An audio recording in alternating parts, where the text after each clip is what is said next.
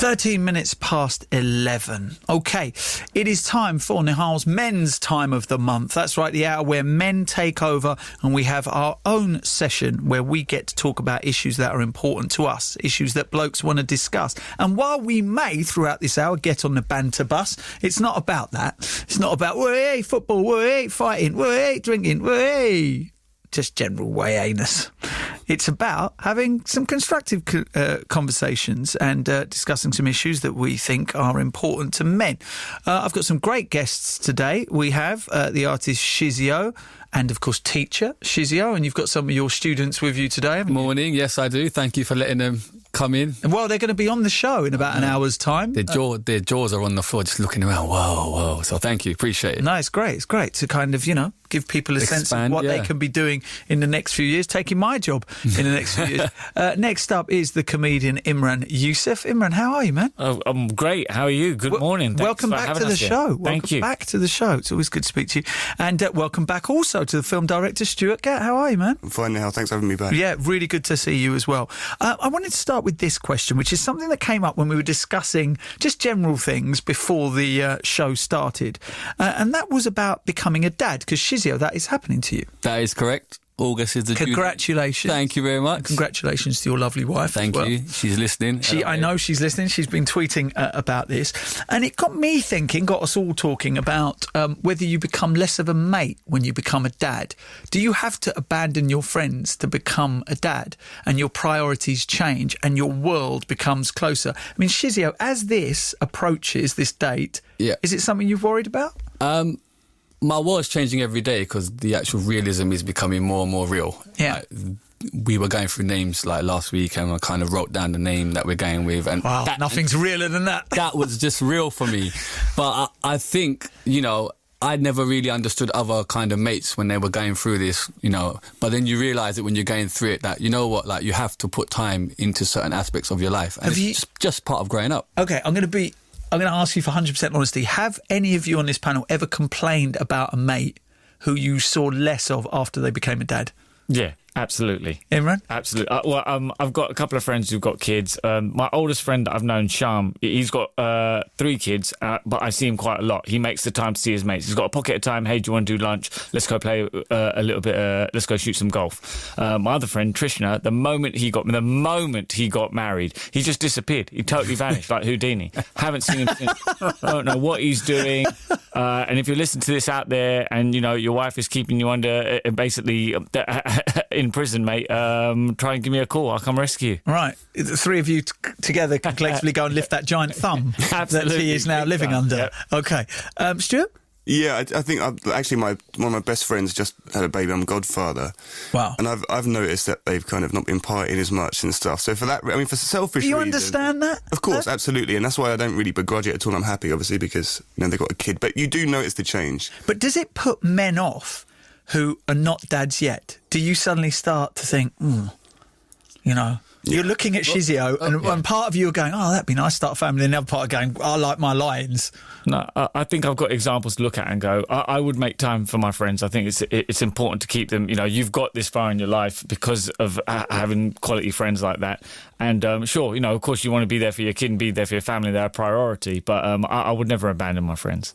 Is it abandoning those, Shizzio, or is it a case of just different priorities? I don't think it is. I mean, when you do social things like, I don't know, going out for a drink, mine is gym with my friends, they would just vanish. And then the banter would start, where are you, your ghost, etc., etc.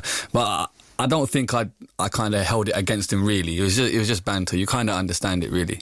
I do anyway. Right, but it becomes very difficult, especially with your other half, when she's got a young child, which she's spending a lot of time with, to then argue, Imran, come on, Friday nights with the boys, that's a regular, like, come on, love. If I'd known you were going to be like this when we got married, I wouldn't have got married. I mean, come on, Imran, let's imagine this conversation for a second. Yeah, I guess it depends. I look at the examples around me, and, another friend of mine, she, when she had her kids, she still makes time for her friends. Okay, so do you think women are better at it than men? Because perhaps a woman is with the child more than the man. I was going to say, with women... She's the principal caregiver. I was going to say, for women, it feels like more of a maternal thing, like a sisterly thing with, you can have your friends around and they'll look after the baby. I think for guys, that's not really the same. The culture isn't really the same in that sense. It should be, but it's not. That's interesting. So guys won't come round and look after and hold the kid and go, oh, we have to go and see the kid. So, for instance, if I go and see any of my mates, the first thing usually my wife will ask when I come home is, oh, how's his other half? And I go, oh, I didn't talk about it. Yeah, I don't. Oh, how are their kids? Oh, I didn't talk about that. Wow. So do us as men take less interest in our mates' families? Are we just interested in the banter bus? I'm going to go out there and say, yeah, you're probably right. Like a lot of my friends have got kids. I don't really ask as much like how they are. I just assume that they're kind of all right. And the next thing I know, I'll go around and they're like twice as big. Do you know what I mean? But and does your wife ask you, how's Oh, yeah, all the time. Yeah. And you just have to shrug your shoulders? I have to agree with that, yeah. I just feel like, yeah, babe, he's fine. In fact, the other day I had lunch with a mate of mine, and at the end of the conversation, we just looked at each other and went, should we do that? And he went, yeah, okay then. How's your missus? Yeah, she's good. Yeah, she's good. How's kids? All right, yeah. He went, yeah, kids are good. Yeah. Doing much? Yeah, happy. Okay, right, we've done that then. Let's now how are Liverpool doing at the moment? It just kind of, it was like that. So, are either of you, because you haven't got kids, are either of you scared of becoming dads? No, I've got 2 nieces. Okay. And I really, want to... Love being able to give them back. Oh, yeah, absolutely love giving them back. I love being an uncle, but I think after experiencing 2 young children and, being not their parent, but being, well, I guess, a parent figure to them, I'm just like, I'm not too sure if I actually want to have kids. Right, okay. Now. Well, I don't know, maybe I'm saying that. Is that an easy thing to admit in the Asian community? That you're not overly keen on becoming a dad? Maybe not just yet. I don't know. I think I love my nieces because I think I've got that, I want to be a father. I want to take care of a child and teach that child everything that I know, and so it becomes a better person I'll ever become. Very funny person. Yeah, hopefully, or even funnier, hopefully. It's not possible, let's be realistic. I'd like to, but I'm kind of enjoying my life at the moment because as a comic, you're quite self-absorbed people, and that's working out for me because I don't have any other responsibilities for anybody else. I have to be around anybody else's schedule. I've only got my own. So at some point, I would like to be, but I think after experiencing the reality of like having screaming kids in the house, I'm like, hey, you know what? Maybe I don't need to sign up to this just right now. Stuart? Yeah, I share exactly the same sentiment as Imran, yeah.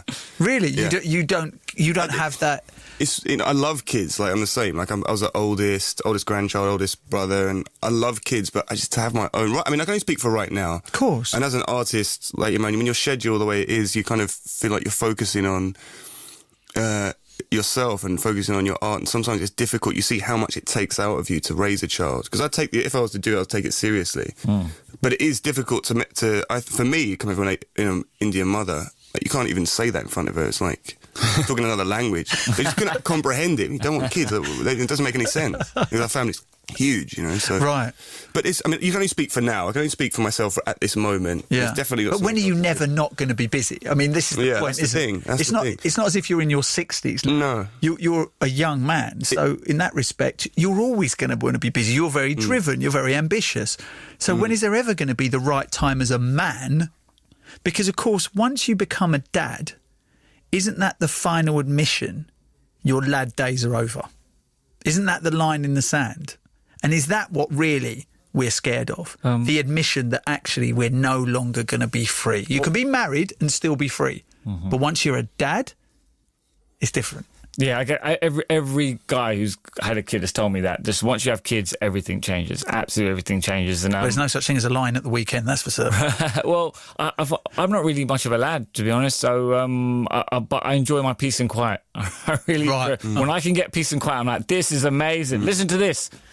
Because Shizzio, you're that guy. You even had T-shirts that said, I'm that guy, right? I am. And you were that guy in the sense of, I'm not saying anything that would annoy your wife, but you were life and soul of the party. I mean, you didn't drink or anything like that. But Definitely, you were I was definitely on the road touring and stuff, doing shows, and I really enjoyed music and everything like that. But this is something I really want at this moment in my life. So, but did you put it off for a while? Do you accept that this is the end of any type of, because now there is someone who, like your wife, she may rely on you for certain things, but she's an independent woman. She can go and do her own thing. Yeah. But a child is when suddenly the realisation is, as a man, all bets are off. You now have someone that you have to look after. But I kind of want that now. It's like I hardly go out anymore, Nihal. Like, we do, but it's just now and then. I'm just over it. So now. you're over it. To be fair, I know you spent years in clubs because you were doing security. Yeah, I'm pretty much over it in terms of just going out for the fun. Obviously, now and then is fine, but so do you have to get that out of your system before you can become a dad? Well, it's definitely out of mine, but that's not to say I did it to the extreme or anything. I just genuinely thought I just turned the corner in my life. Stuart? I'm not really like a big. I don't drink, but I do go. I party. I don't really. I wouldn't say I'm it's not going to affect my. Would you be ready to give that up? I think it's the other things, not so much that being a lad, because that's not really me anyway. But yeah, it's the things that you do have to. I mean, like, I think about my schedule now, and like I can't find time for my own stuff. Yeah. And now you've got to suddenly feed someone else, look after someone else, and I think that whole run them thing, to nursery, pick them up from nursery. I mean, I barely can look after myself, so I think having to look after someone else, I mean, the pressure would be huge. But if you're ready for it, then that's great. But for me, it's a very scary prospect, very scary. Is it selfishness, Imran? First of all, can I say I'm really impressed by your use of the correct word, schedule, and not schedule. I just spotted that. I was like, he knows, man. He knows. He knows proper English. I knew you were here as the grammar police. I would really watch my P's and Q's. Sorry, what was that one more time? Is it selfish? Selfish. To not become a dad? Because essentially you're saying there's lots of excuses you can make about your schedule, and he's winding me up. My OCD's gone into overdrive. There is lots of excuses that you can make to not be one. If you think if it's selfish not to be a dad, then ladies, I'm available. If you want to get pregnant, I'm here. And I can sort you out like immediately. Wow. 11 o'clock in the morning. You've ever experienced in your life. Wow. But will you stick around? Plus VAT. But will you stick around? Oh, of course. Oh, absolutely. Like if and when I become a dad, I'm going to become like one of them competitive dads. I want to teach my kid to be the ultimate ninja. Like ultimate going to be in martial arts, playing musical instruments, drama, debating. I want them to. What I'd really like to do, I'd really like to meet a girl who's from a different background to mine, because in that way, let's say for example, I'm sure your parents are over the moon with that idea. Yeah. So it was quite interesting in my family. I've got quite a variety of different people. Got my extended family have married into from different parts of Asia. Hindu, across the world, which is pretty cool. But yeah, if I met someone from a different background, then my child would know my wife's language and my language and English as well. Be trilingual on day one. So I want to basically raise the ultimate ninja saviour child that's going to save this planet. And I think we should find him a woman quickly then. Yeah, absolutely. Nihal, can I just make one quick comment about that? You said about the selfishness. I hear that argument a lot. It's one that never makes any sense to me, because it's so, as humans, it's just inherent from a young age that we're assumed to have kids. Yes. And people will say, well, that's selfish if you say you don't want to have kids. Being selfish to someone that doesn't even exist, they presuppose you're selfish, because it's so inherent that we're meant to have kids. And I think that people don't challenge that enough, that we don't have to have kids. I know that people think that's what the human race is for and stuff, and that's fair enough. But it can't be selfish against someone isn't even born, doesn't exist. Yeah. Right. And people use that argument a lot. And absolutely, I guess. And there's loads of kids out there that need to be adopted. There's loads of kids out there that need to be loved and nurtured and taken care of. And if you can't have kids, consider adopting. And if there's any obstacles that kind of prevent that, we as a society need to look at that, kind of help make allow loving parents to be able to adopt children and raise them. But I mean, it's interesting, Stuart. Your mum's Indian, and you just mentioned, of course, that she just couldn't get her head around the concept of you not wanting to have kids at this point in your life.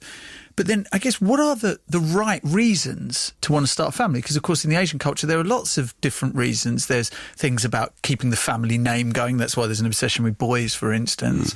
There's the thing that's the ultimate expression of your love for each other is creating this person. But what do you think, Shizzio, becoming a dad is the best reason to become a dad? For you, what was the best reason? Well, that's it. We wanted to be... A family? Family, parents. It was the next logical step. That's it. And so there wasn't external pressure. It had to be. No. You do get like family. Oh, when are you going to get married? When are you going to get married? The day after. You're going to have kids. Forget all that. Day after the wedding. We kind of run. Are you pregnant yet? What? Yeah, we just got married. I run my own race in life, and that's it. Right. And it was just literally want. Okay. Nadia in Rochdale has got in contact with us, said, I'd like to ask why after 12 years of marriage to my husband, he's just about getting the concept of listening to me, his wife, and knowing that I'm always right, and just listen and agree to me, then he'll have an easier life.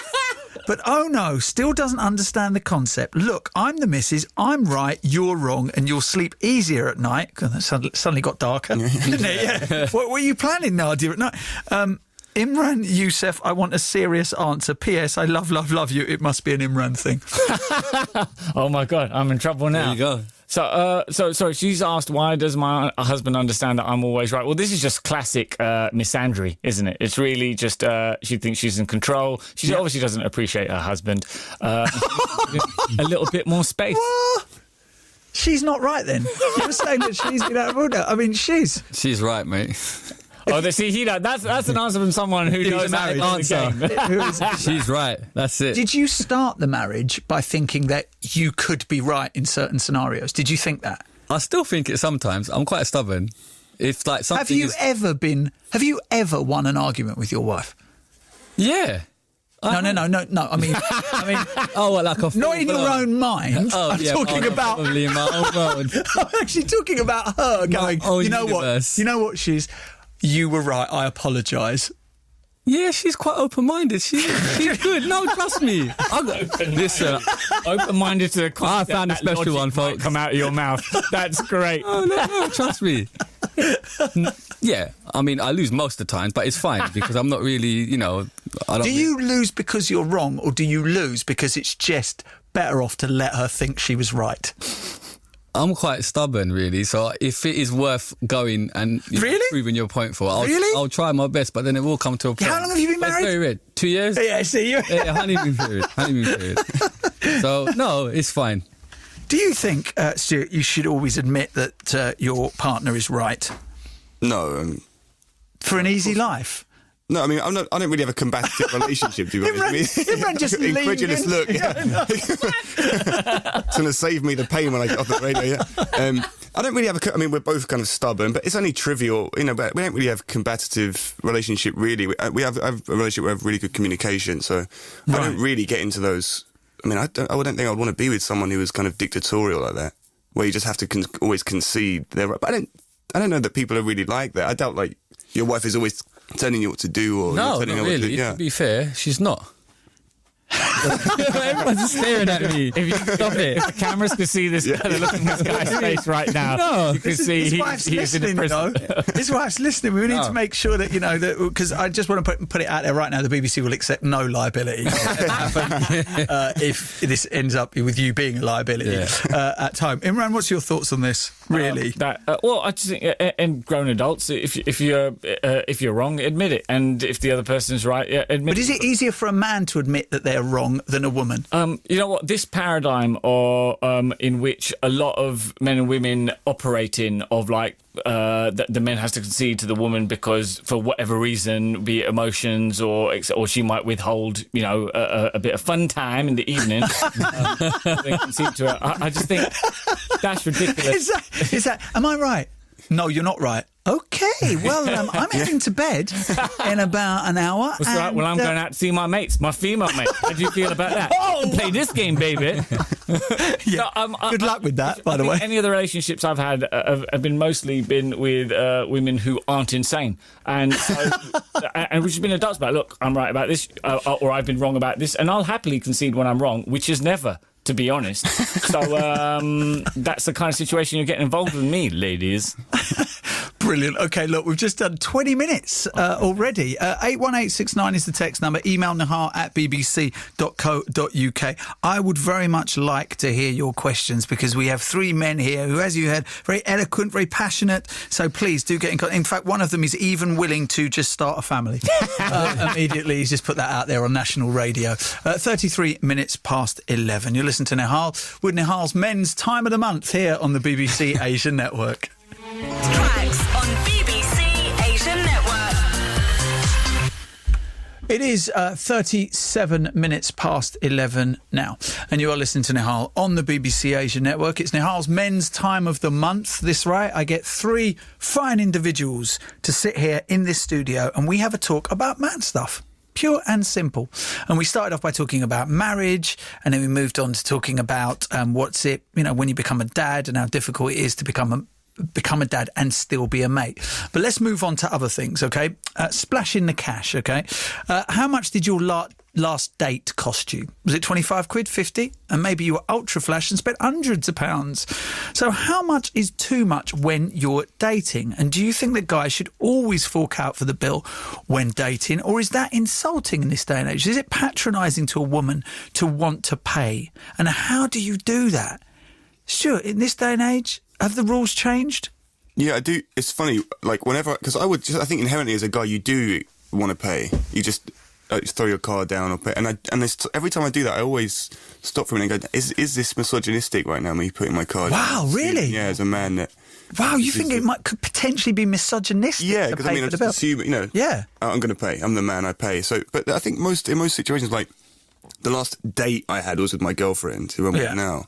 And I think at that time, I had a bit more money because we'd known each other just briefly, and I think just because I had a bit more money at the time, I was like, no, I'll get this. And I think that was the reason why I was justified at that point. But you do as a man inherently, and I do always have that moment where I think, this is misogynistic. Because if I was a girl, I would probably be a bit offended. Like, just because you're the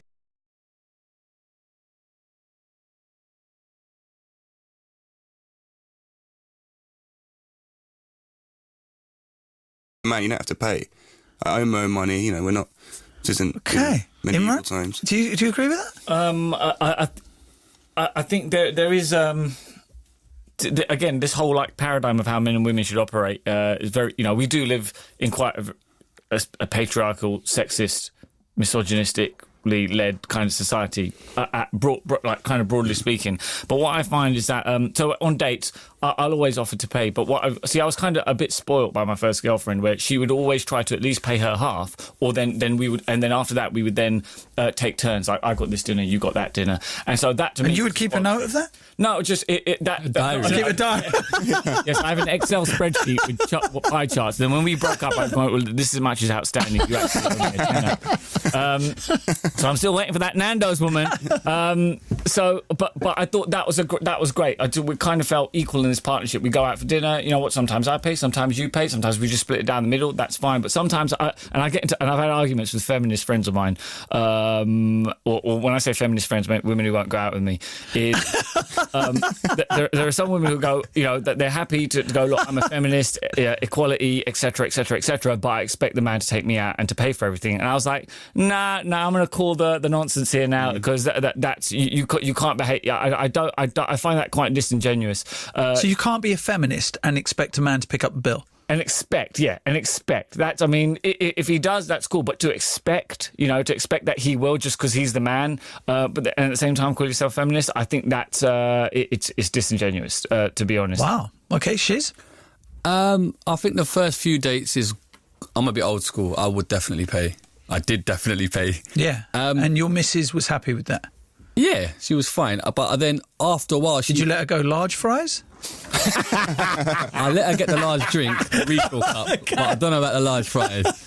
Right, okay. But yeah, you don't want to spoil them. I think after a while she said, I'll happily pay. Like, do you want me to pay? And it was just the offer, so you kind of know that they're willing to. But as a man, But me as a man, I thought, no, it's okay. And it wasn't like I was taking her to 5-star restaurants. Did you ever let her pay? Even though she offered? Did I ever let her pay?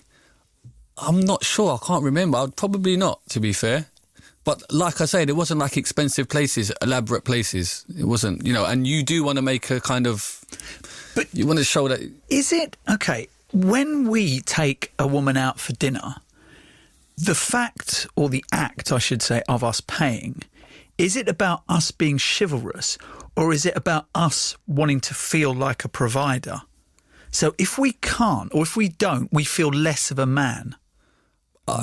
I suppose you want to show the female that you can take care of her in the future. I suppose maybe that. So it is about being like a. So it's actually not about her. It's about us saying, you know what, I can take care of you if this was to go forward. I don't know. Maybe that's a subliminal thing. Subconsciously, I think that point is very astute. Yeah, I think it is in some ways. You want to feel like you're in control, and so control. So in that respect, it goes back to your point about misogyny. That it is actually I am the control. I am the one with the power in this relationship. How can we? I mean, men inherently, as much as as progressive as I think I am, you grow up being misogynistic, whether you realise it or not, because we live in such a misogynistic society. In the same way, most people grow up racist. It's so inherent around you. So even if you do try and make conscious efforts to try and mitigate the effects, it's always there, deep rooted in some way. Do you feel emasculated if the woman tries to pay? No, not really. I mean, the only time I would let someone pay for me is it'd be like if you have a lot more money than me, and they're like, "Look, you don't have money at the moment, I'll pay." It feels like that. But otherwise, I always want to pay. Like with me and my girlfriend, it's pretty equal. I think it depends on the timeline as well, guys. I really do. Like in the early stages, I think you want to make an impression, surely. And I think when you kind of get past that point, where it's not about that anymore, then it doesn't really matter. Yeah, I think. You asked Stuart that question about feeling emasculated, feeling less of a man. Mm-hmm. Would you? No, and I haven't in the past. I just think, why do... I mean, if I suddenly became a guy who's always being paid for, then yeah. But then, no, just in all the... out of the few women that I've been out with that have, have always offered to pay at least their half or take it in turns and pay, I've never felt emasculated about it. I thought, this is a relationship. We've got an equal share in it. And it didn't make me feel emasculated at all. Do you think a woman tests us when she asks, "Don't worry, I'll pay"? Is it a test or is it a genuine offer? Oh, right, okay. Deep down, it's probably a test. Let's be right. I think it is. Can this man provide or not? Yeah, I think it is a test. Sure. Maybe. I mean, I don't speak for women, so I wouldn't. No, of course not. Get me in a lot of trouble about. Yeah, of course. But I mean, maybe. I mean, the times that people have asked, it's always been genuine. Because I always go, yeah, there you go. But no, I don't. I'm going to call her bluff on this. That's a joke, now. Interesting enough, I've just had a tweet saying, "Mate, my first date took her to Comedy Store to see Imran Yusuf. I got her to buy her own ticket." At which point I asked the only question you can ask: did you get a refund? Just want to know, was I funny that night? Just want to make sure. No refund. I ended up getting married to her. Oh, well, that's I get 10% now. Well, that night must have been a good gig. Wow. Okay. Oh, bless. Thank you very much for coming. That's my favourite comedy club in the whole world, the Comedy Store. So I'm glad that you brought your partner there and everything worked out. All right. Now let's move on, because we've only got 15 minutes left of this hour, to social networking snooping, right? So do you think social networking sites can ruin relationships? Would you ever trust your partner on Facebook? Do you snoop on his or her account? Maybe you secretly know the password. Well, according to research, 1 in 10 of us who are married actually keep a secret Facebook account. 1 in 10. Wow. Nearly half of spouses check their partner's account, and 1 in 7 were looking for evidence of cheating. Has anyone here looked up an ex-girlfriend on Facebook? Of course, dude. Of course. Come on. Of course. So these guys have got me silent because they're in a relationship. This is all I do. If I'm not on stage or on my way to a gig, I'm on social media stalking you. That's what. And you know who you are, sweetheart, right? Shizzio. Do you know what? I genuinely haven't. I swear to you, this guy. I swear to you, because I don't. None of us believe you. Just to be clear, I genuinely haven't. It's just I have no care. 81869. Text if you believe or not believe Shizzio on this. I'm telling you, truth. I just don't care. I'm not. Are you on Facebook? I am on Facebook. Yeah, I have 2 accounts. After 5,000, as his wife has just now found out, he has 2 accounts. There you go, which is what we're pointing to. Stuart, ever looked up an ex? Yeah, I don't have any social media at all, right? Oh, wow. Yeah, so I don't. You're off the grid. Yeah, completely. So I don't have any facility to. The one thing I did do though the girlfriend I'm with now, before we actually, because our friends set us up, before we went, I'd seen her and my friend set us up, and before I actually met her, I was like, got my friend to log in Facebook to get up her pictures. So that was what I was. So you went to Google Images to see? No. Sorry, I got my friend to log into Facebook, type in her name, and he would pull up all our pictures. And I'm like, that's my wifey right there, you know. And then she did becoming, you know. So it all proved quite true, the stalking. So I definitely.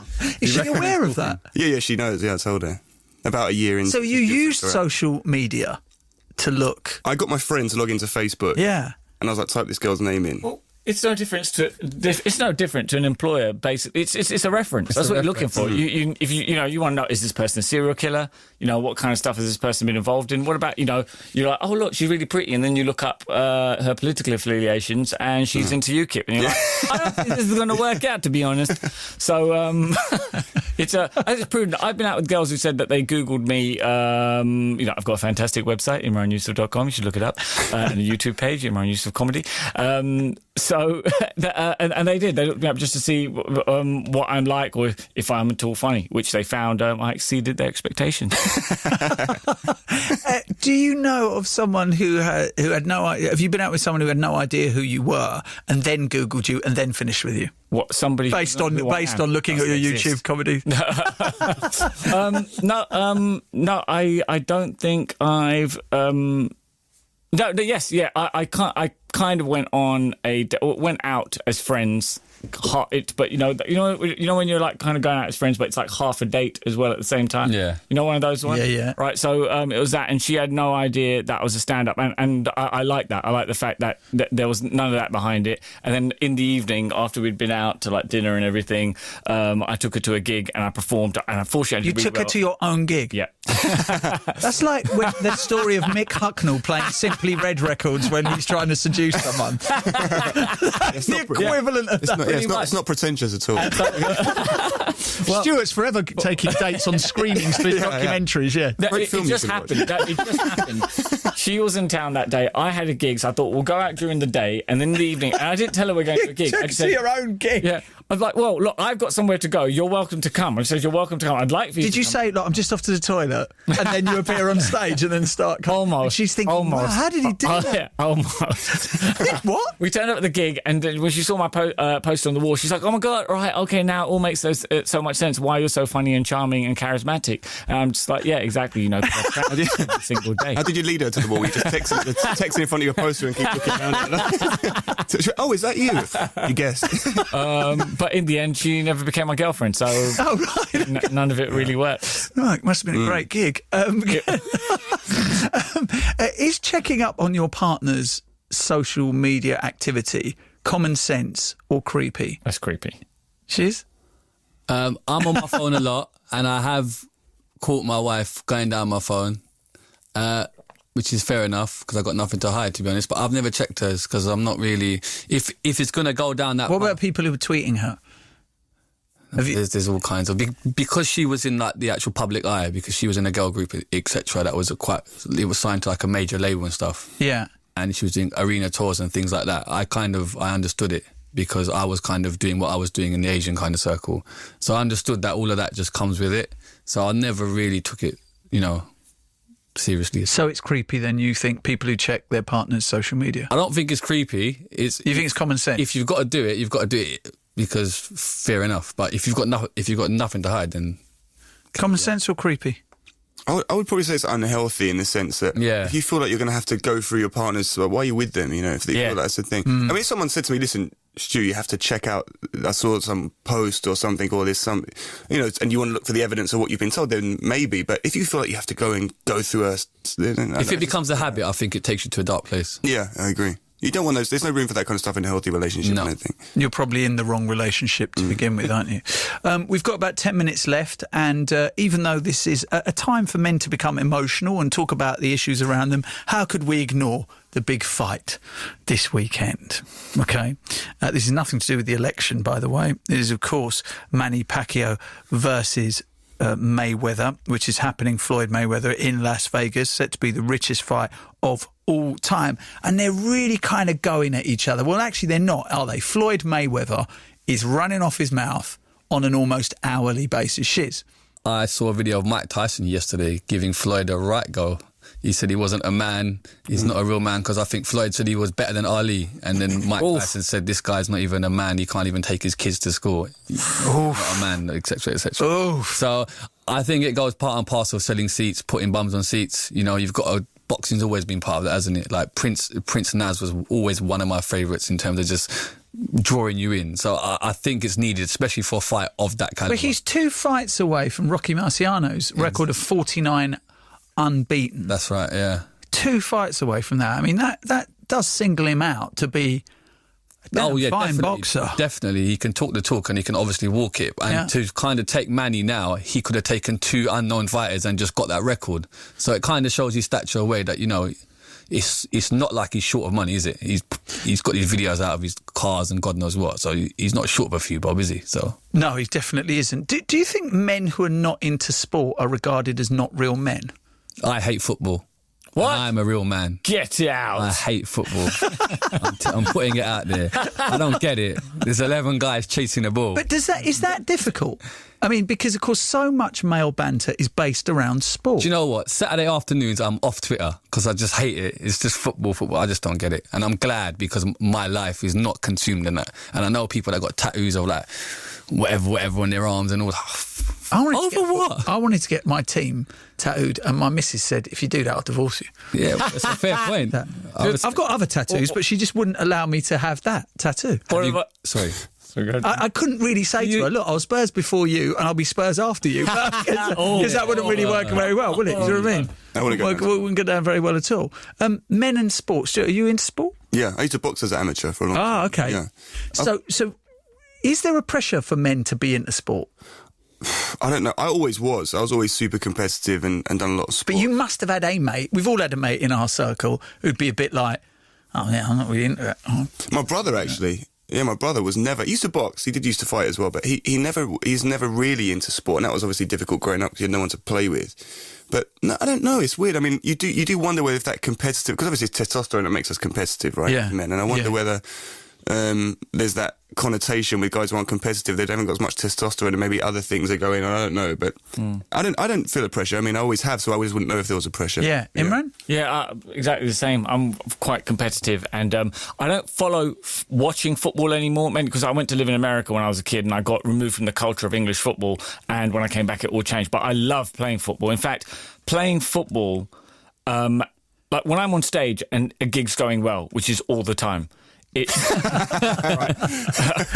the gig's going well, you're just in the zone. You're just in this amazing zone, and it feels like you're flying. And when I'm playing football, I have the same feeling. When you're running down towards that goal, and that goal is getting bigger, and the goalkeeper's becoming smaller, and you can feel the vibrations of the guy behind you running to take you down, and people shouting "man on, man on," and suddenly there's this huge goals in front of you, and you can put the ball absolutely anywhere. But then you're sport for choice. Where are you going to stick it? That same thrill I get on stage, I get the same thrill playing football, and people who don't like football are wrong. I think playing and watching is different. But that's the interesting attitude that you get from so many men, that if you're a guy who just says, I'm not really into sport, you will get this funny look. I mean, it is a conversation killer in a pub if a bloke turns around and goes, boys up.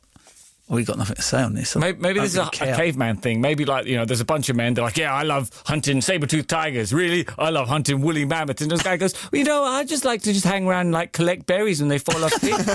And they're like, well, you just stay in a cave, right, and make sure the table or the floor is ready when we come back with the carcass. But there's lots of indicators of being a man and masculinity, and sport is one of them, one of the main ones. And genitalia. I was gonna say, apart from the biological one. This kind of hooks back to what we were talking about before. I think that because men do connect on that football and sport level, once that's taken away, because they don't really have that emotional connection that some women do, it can become vacuous. And it's like, well, if you don't have sport, what the hell do we talk about?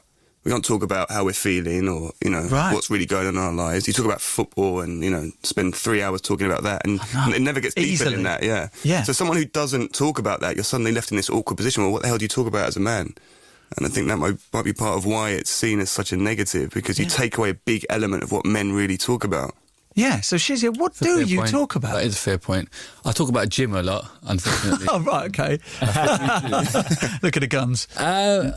I don't know. Life in general. Cars is a good one. Okay. Surely, come on, guys. So you Work with me here, guys. See, look I'm at not this. really a car. I don't get I don't it. understand. Like, hey, this has got 400 horsepower. What? Why are you measuring the power of a car against a horse? I don't quite understand why this animal has been singled out. That's how I feel about football. That's the 11 banter, isn't it? That's the banter, is men trying to find banter. So you're finding car and gym banter. You guys, football banter, perhaps boxing banter. But we all need to find that banter as opposed to... And all of that is, in some way, a replacement for having to have a real conversation about anything. I think that's part of it. As a man, I really do. Imran? I talk about other things.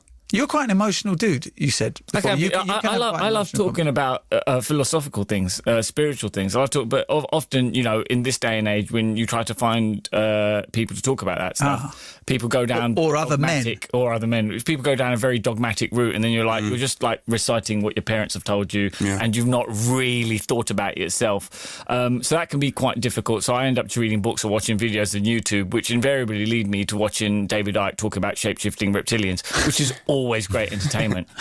And I half believe it. That's a fairly solitary existence, though, isn't it? Sitting there watching YouTube videos as opposed to having genuine conversations with people. Do you find it hard to find other men for you to have conversations with that are on your level? No, my closest friends I can have these conversations with. Like one of my closest friends, Dylan, who I've known since I was 11. I can talk to him to if I want to talk about spiritual or philosophical stuff like that, I can do that with him because he's into it as well. And then I find also some comics. Often comedians are looked upon as being very kind of atheist and very critical or skeptical, but there are actually quite a few comics who keep it under wraps about that they believe in a greater purpose to the universe and life and maybe other intelligences, and it's great. I find it very fulfilling to have those conversations because you can't just talk about football or cars. But does it come in time though, in terms of like you've actually known these people for a lengthy period of time? No, I think there are some people you just feel that, they've got a bit of a spiritual vibe, and you're like, hey, we can talk about this. Great, let's have a chat about it. But not with everyone. You've got to pick that one carefully. Do you find that actually men do want to have these conversations, but we're just waiting for someone else to start it? Because we ourselves... I do. I definitely... like my friends that I know now are probably about 10 years old minimum. 10 years old? No, 10 years in terms of the length of the relationship. Oh, right, I see what you mean. God, Nihal, don't go down that route. I mean, you need to up your game. You're at BBC. Anyway, so I think deep down, they do want to have that conversation. But when there's like a big group of you, then you wouldn't really bring it up. Say, listen, guys, can we just stop the football talk? Really, I'm really emotional about it. It's not going to happen. It is an awkward thing. You really can't broach some subjects in groups of men. You just can't. It's just like you just can't contemplate it. And I think that needs to happen more because I do think there's a lot of issues in the male community that are self-inflicted, and I think that is part of it. They don't really look at there's certain pressures on men to act a certain way, and you don't deviate from that. And I think that men do need to have more honest discussions and really look at themselves. I guess you have to be the first one in the group. Someone has to. Otherwise, it will never.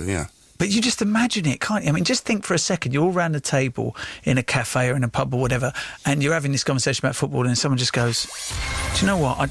I really feel like I'm not loved enough." Everyone just goes, "Shut up!" Right, okay, we've run out of time. Shizzio, Stuart, and Imran, thank you so much. Thank you. Brilliant. The sound of Asian Britain. On digital TV, online and on your mobile. This is BBC Asian Network.